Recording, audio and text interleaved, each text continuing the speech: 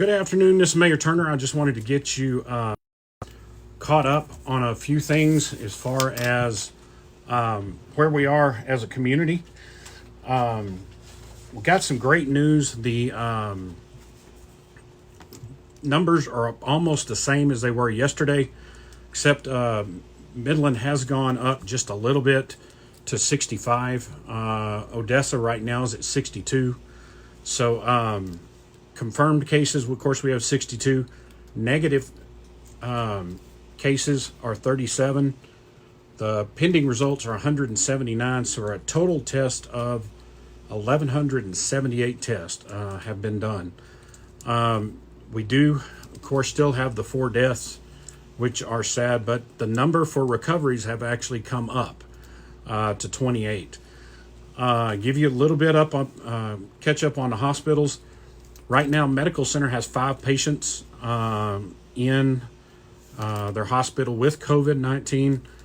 They have 13 under investigation, which means they have the symptoms and they feel like they probably have COVID, but they haven't received the test back. And they have 70 pending tests. Great news. Medical Center tested 139 people at the Madison retirement home, and all 139 came back negative, so which is fantastic. ORMC right now, they have no patients in hospital with COVID-19. They have none under investigation, and they have 3 tests that are pending. Another great news is they've tested 249 people from the Madison Retirement Center. Those were all negative. 13 are still pending. Sometimes when they send it to a lab, when they send that many, which is over, close to almost 300 people, sometimes that just backs the lab up, and that's what's happening here. They have 13 pending. We should get the answers on those tomorrow.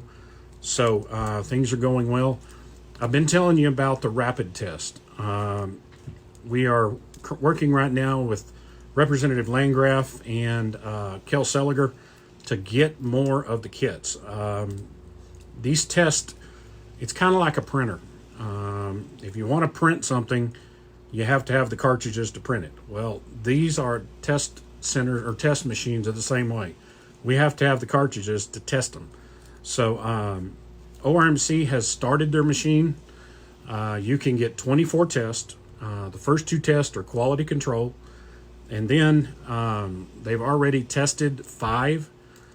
They got the results back in 13 minutes for a negative and about 5 minutes for a positive, which is fantastic. So we as a city and all the hospitals are working hard right now to get more of the cartridges for these. Medical Center has received their machine, and they are waiting for the cartridges to come in.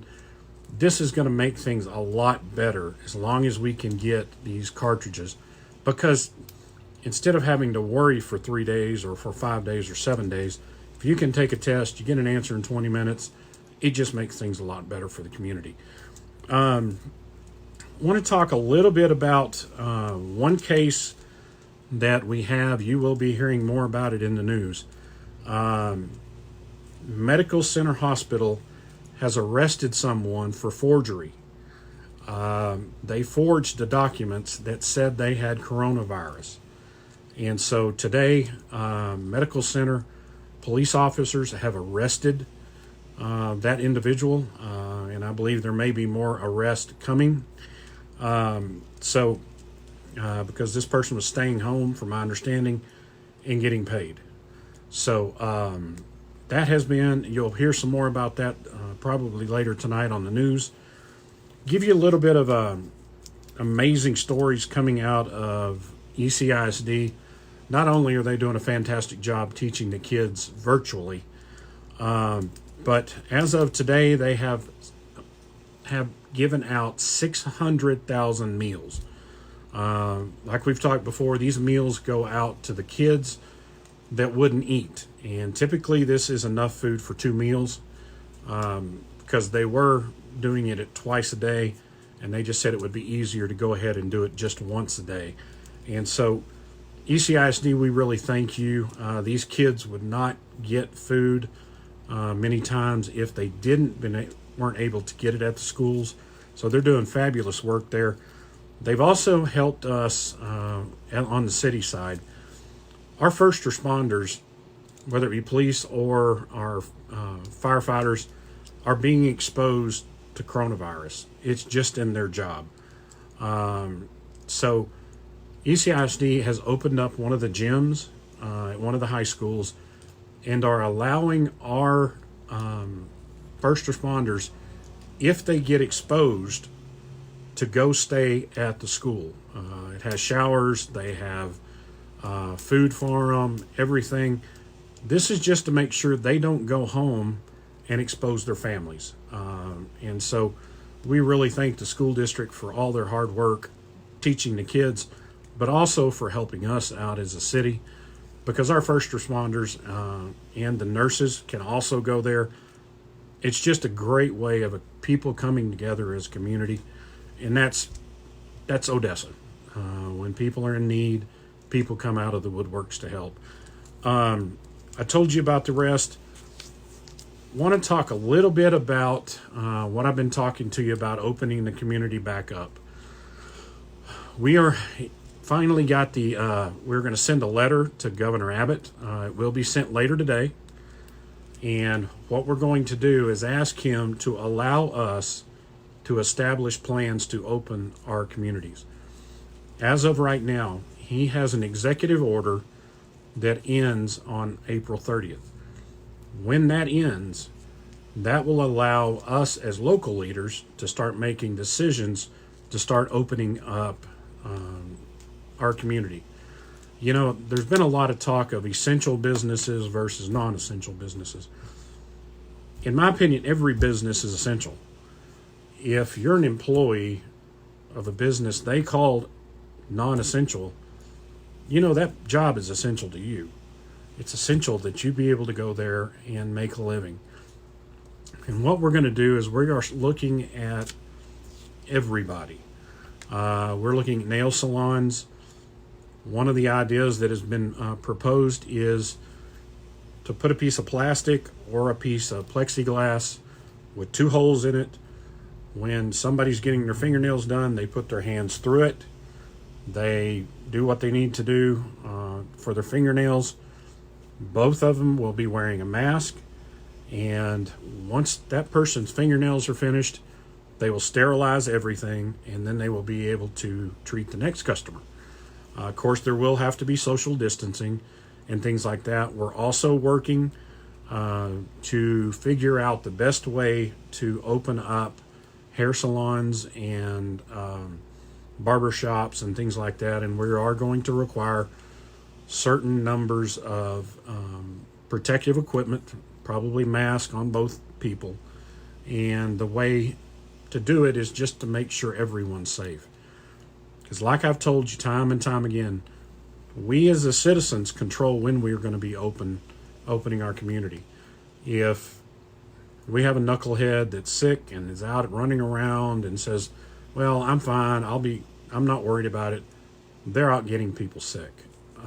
And so we want to make sure that if you're ill, you're staying home, you're washing your hands, using hand sanitizer, not touching your face, because one study said, the average American touches their face 20 times an hour. If you touch your face, make sure your hands are clean. And we are looking at that, talking about restaurants, to start opening the restaurants back up. We are looking at the Texas Restaurant Association guidelines that they've put out, which are good guidelines, to start looking forward to getting things going.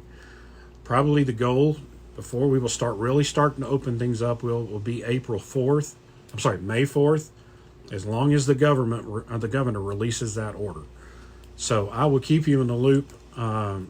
Today we are going to send this letter to the governor and his crew, his team that he has, and hopefully get an answer back fairly quickly.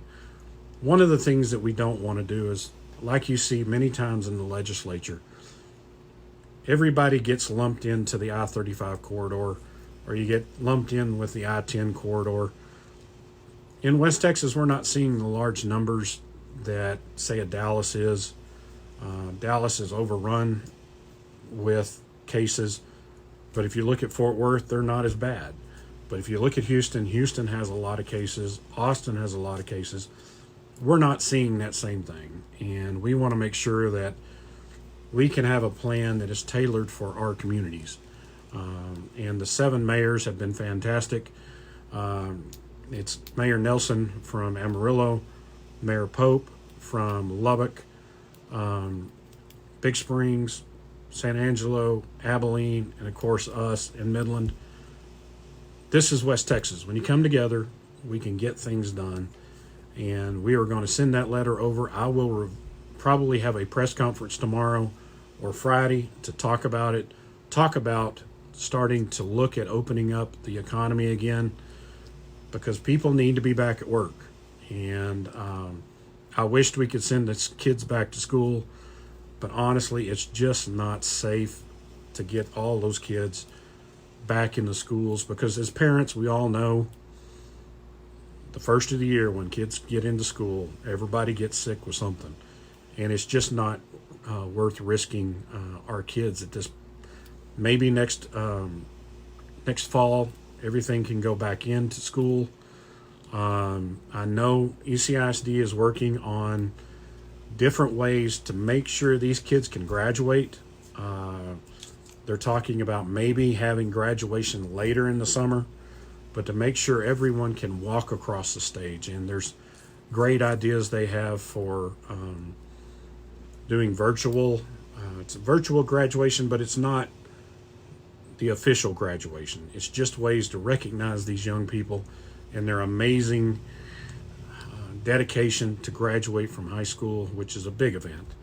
And I know both colleges are talking about how they are going to work with their graduations. Texas Tech has kind of a more urgent need, because unfortunately too many of these doctors have to graduate from Texas Tech to go do the residency. So they are looking at ways to do their graduations, maybe done individually, but all of these things are in the works. Everybody is working very diligent. The hospitals are doing a fantastic job. School district, colleges are doing an amazing job. The county is working actively right now, getting ready for the drive-through testing and getting everything set up. We have moved some of the our EMTs, which are our new firemen. They have to be an EMT before they can actually become a paramedic. They are already being trained to do the test. So I'm very proud of everyone. Please be careful out there. We will be issuing a declaration. It's in the works right now, strongly encouraging everyone to wear a mask. We're going to try this first. If we see that people aren't wearing the mask, we will probably talk to the stores that you can't go to the store if you're not wearing a face covering. But we are working on that right now. I will get you more information hopefully tomorrow. So please be safe, practice social distancing, wash your hands. If you're sick, stay home. If you have access to a mask or you can make your own, please wear that when you're out in the community. You are helping to keep others from catching this horrible disease. So God bless each and every one of you. God bless Odessa. God bless Texas. And God bless the United States of America. Bless each and every one of you. And thank you. And I will see you tomorrow.